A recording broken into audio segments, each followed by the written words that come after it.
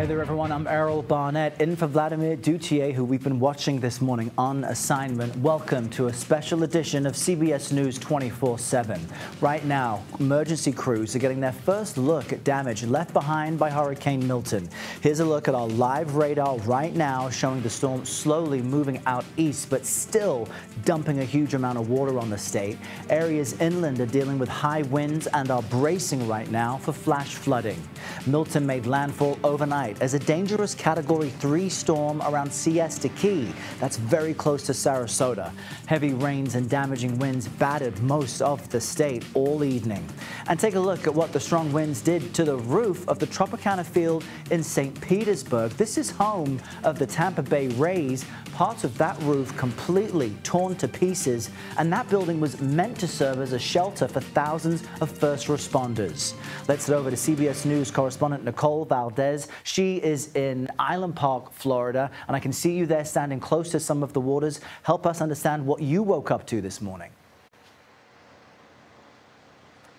Errol, good morning. Unfortunately, that dreaded storm surge a reality for so many across Southwest Florida. We are talking about inches of water still on the ground, but earlier at the height of the storm, this was up to 3 feet. And you'll notice the community behind me, all these homes dealing with the sort of consequences. In the distance, you can hear a generator whirring.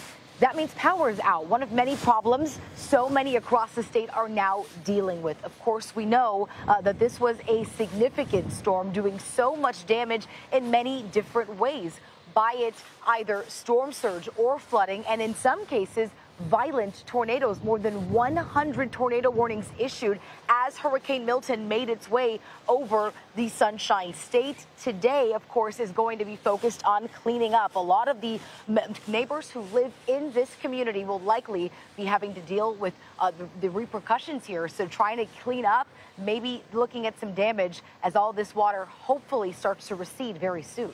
Yeah, and it's a delicate day as we see people gathering their things, assessing their neighborhood, checking on friends and family. But Governor DeSantis did say this morning, don't head into the waters, don't do anything dangerous because power lines are down. We know that there are many people without power. So what's the power situation as far as you can tell?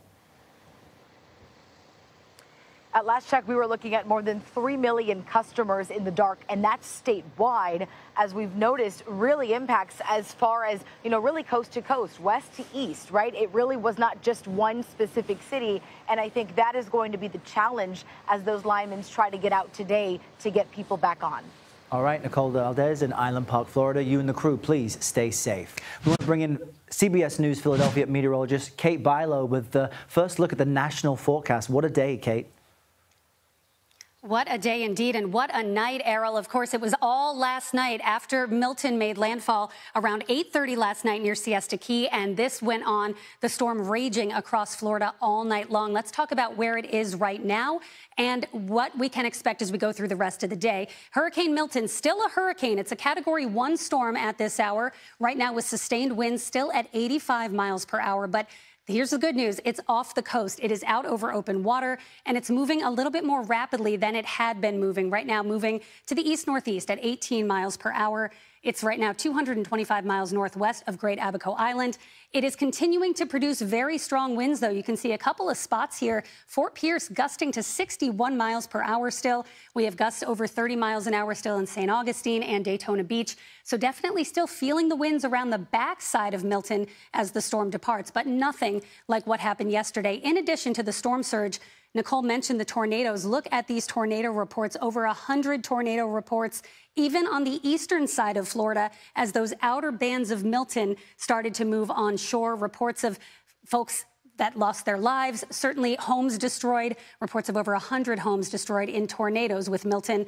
And the storm surge flooding is ongoing. Even as Milton moves away, we'll continue to see those rivers and streams rise, especially at high tide. We'll have more on that, plus a look around the nation coming up. Errol, I'll send it back to you. All right, Kate Bilo, thanks so much. We'll see you again soon. Now, you remember that stadium ripped to pieces? That's in St. Petersburg, and we want to take you to storm coverage from our Tampa Bay affiliate WTSP, which the mayor of St. Petersburg is now speaking. Let's listen. Like flushing toilets and brushing your teeth. However, due to waterline breaks, we also had to shut off drinking water last night. around midnight. Crews have been out this morning making repairs to the drinking water system, and potable water is back on and may come out of your sink.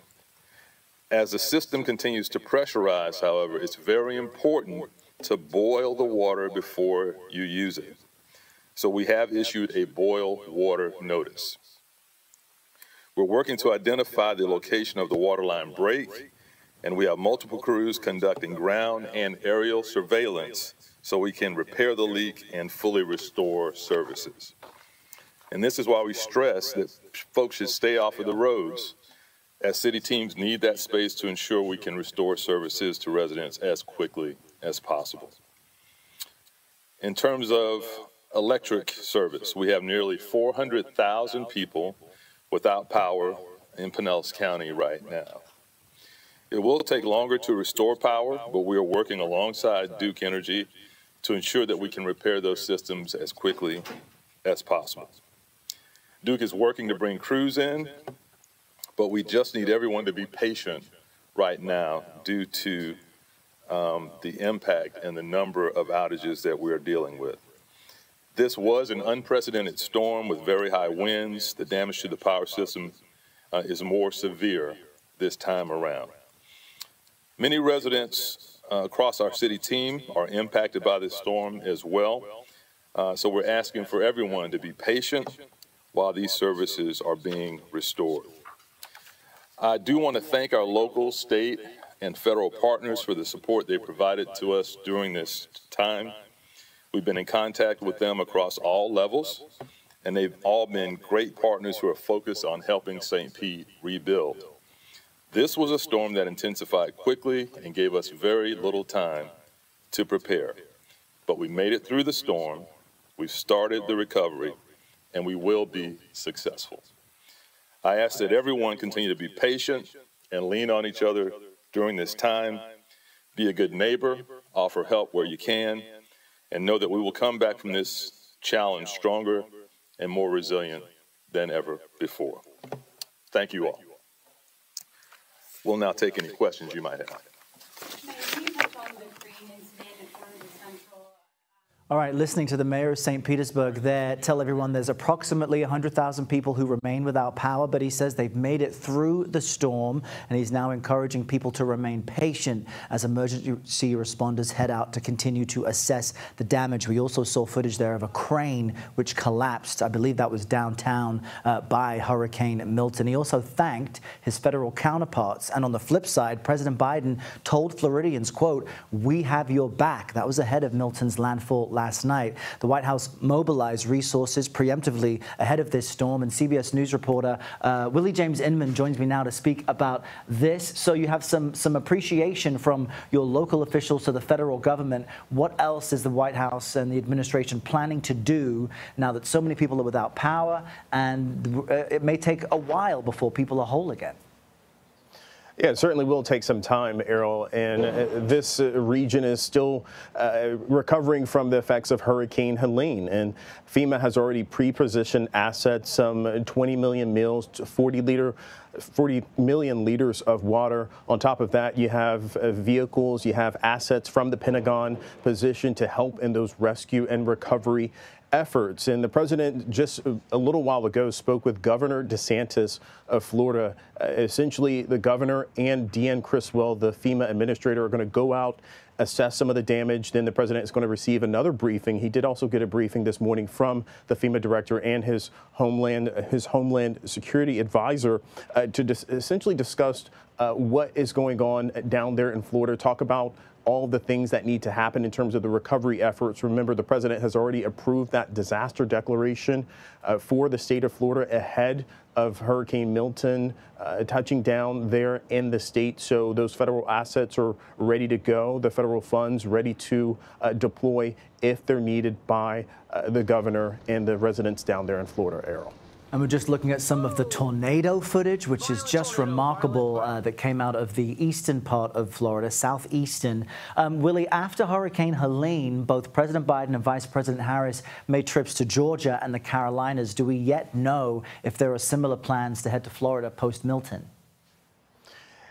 Yeah, right now is too early to say. We don't yet know if the president will travel there, but it oftentimes, as you mentioned, it typically does happen. You have the president or the vice president who will travel down to the affected areas once everything is a little bit more settled. Settled isn't perhaps the best word because it will take months, if not years, for some of these people to put their lives back together again, especially those people who lost their homes.